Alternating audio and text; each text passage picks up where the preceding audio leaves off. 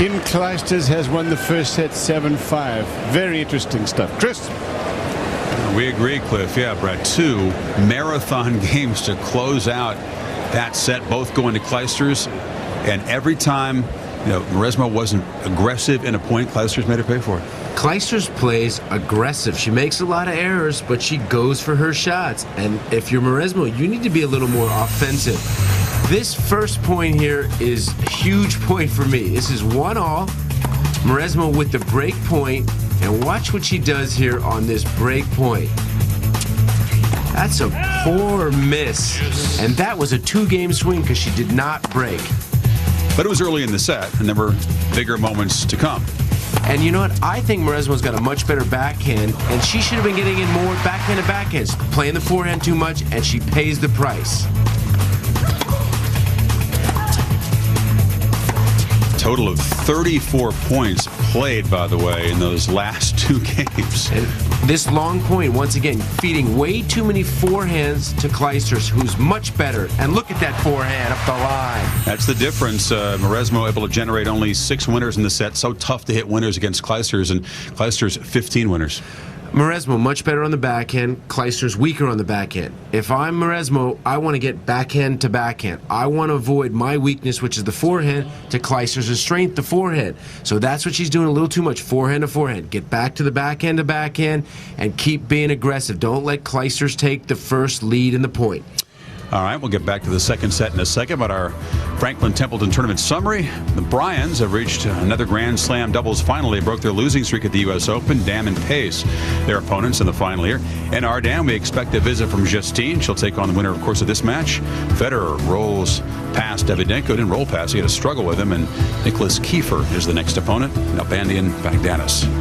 Live 3:30 a.m. Eastern Time. You can also see it Thursday afternoon at 3 p.m. Back over to Cliff and Mary.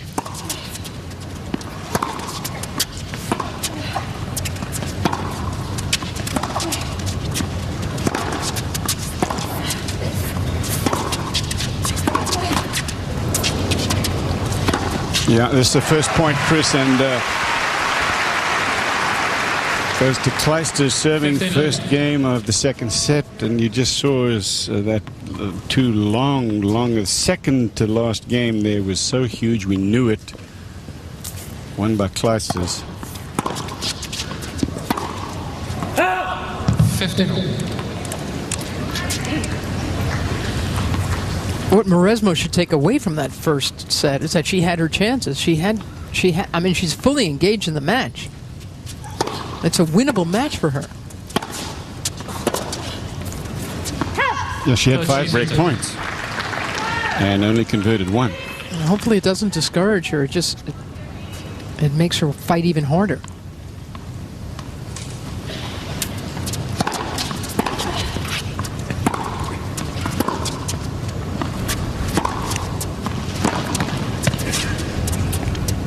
Oh! 40-50.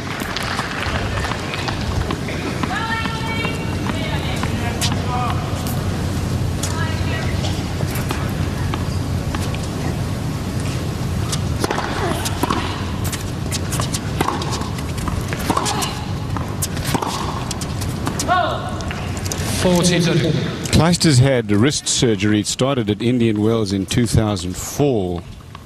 She tried to come back in Berlin that year, but it led to surgery just before Wimbledon. Time when she thought she may never play again.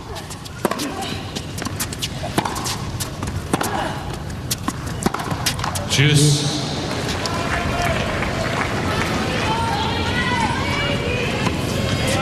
Left ankle and left wrist tendonitis and a bone bruise, which was apparently a different injury than surgery. A right knee strain last year as well, hip flexor. That's what she came in here with. And then some lower back problems as well, but she sure looks pretty good to me. And again, if there's one thing I would love to see Mauresmo work on this year, it's her return game. Because her serve game can often be attacked, you know, and so if she returned bigger, she'd take some pressure off.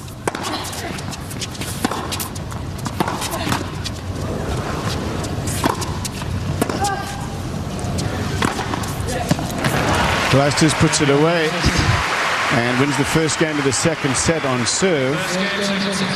Clijsters winning the first 7-5. Clijsters' dad was a Belgian footballer of the year in 98, meaning translation, the best footballer basically in Belgium, and they're football crazy there. She says that he's a very positive-minded person. He went through a lot of problems with his knees when he was playing soccer. He was in a similar situation where he had surgery, was out for 8 months, and people were writing him off. Came back, first training session, he fell down and hurt his knee again, and he told her that story. So she hung on, and she is back here at #1 in the world again, from, as you mentioned earlier, Mary, in the 130s a year ago.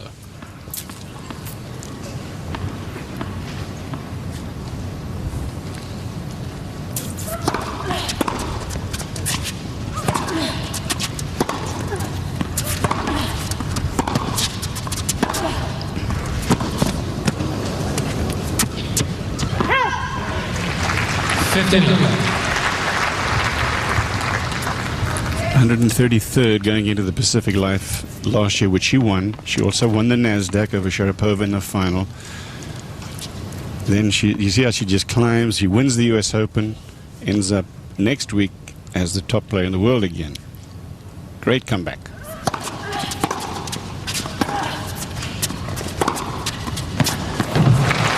I like what Martina Hingis was saying in her press conference yesterday after she lost to this woman. One of the questions Hingis was asked was, is this comeback of all the success, getting the quarters, your first major back, is it coming too fast? She said, no, I want it to come faster.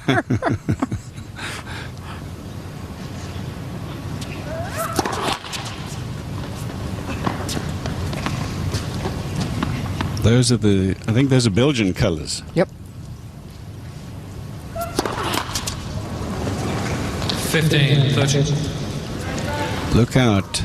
Mauresmo played a very, very competitive first set, which she lost in the end at 7-5. She's down one game, but we're on serve. But she needs to stay at least in line with Clijsters here in the second.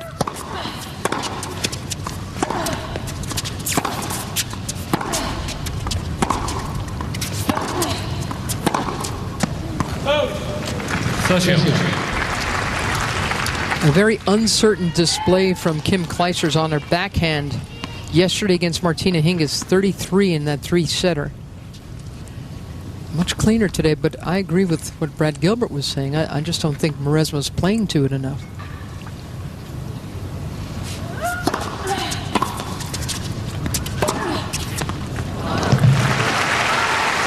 Last time that these two played was in the Tour Championships, the Staples Center in LA. That was won by Amelie Mauresmo in a terrific display, much faster court. But before that time, Kim Clijsters had beaten her 7 times in a row.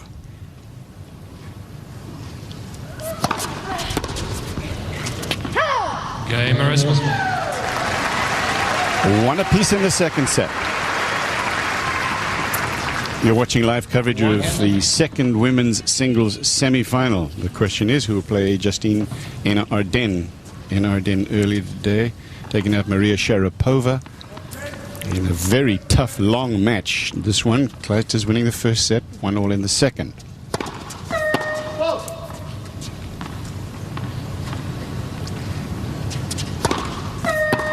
Love 15.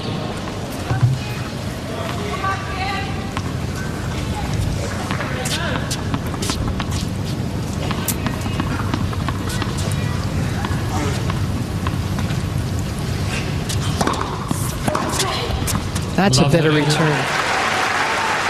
That's what you want, isn't it? It is. Is that too much to ask? No. It's what you've been saying from the start. A little more aggressive on the return.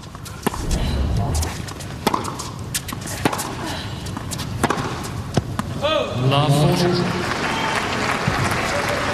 15-30 in the last game was Amelie Mauresmo. And now in this, how things have changed. Now she's got a chance to break. She held on in that last game.